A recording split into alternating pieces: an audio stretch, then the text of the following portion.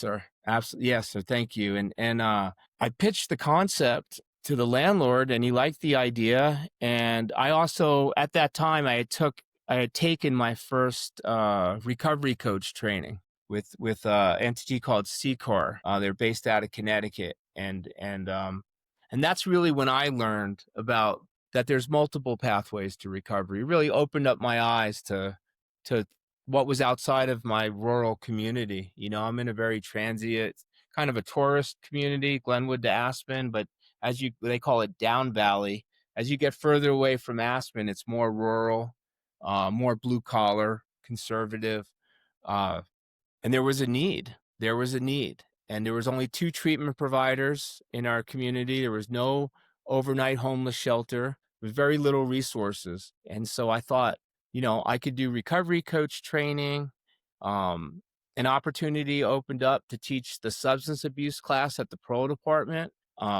I'm not a drug and alcohol counselor, but I knew a guy in AA meetings he was a CAC 2. And I talked to parole. I said, what does it take to do this class? And they told me, you know, contact DOC, Department of Corrections, get the paperwork. I partnered with this drug and alcohol counselor. I started my first for-profit business doing the classes for the parole department. Um, we went to go open our first Discovery Cafe, renting that building, serving lunch, everything for free. I started applying for my first grants. Um, got my got awarded my first $50,000 grant in I found out we were getting it in 2020, but we wouldn't get the first check until February of 21.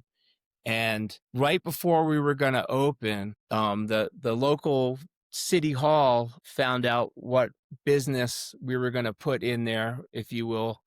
It was a nonprofit. I had to start a nonprofit, and Yeah. that's Kings and Priests Ministry. And so what we wanted to do was we wanted to serve lunch, and we were told by the health department that we needed to have a special dishwasher in order that, you know, there was a certain code Hmm. for things to be clean to serve food. We weren't going to sell food. We were just going to serve it, but we needed to do some plumbing work.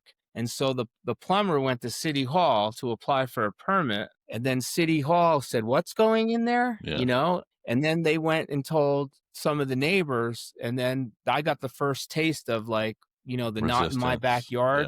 Yeah. Yeah. Yeah. They were like, "Oh, you're going to serve felons, homeless people, drug addicts.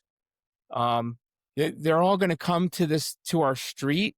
And I'm like, they're already here.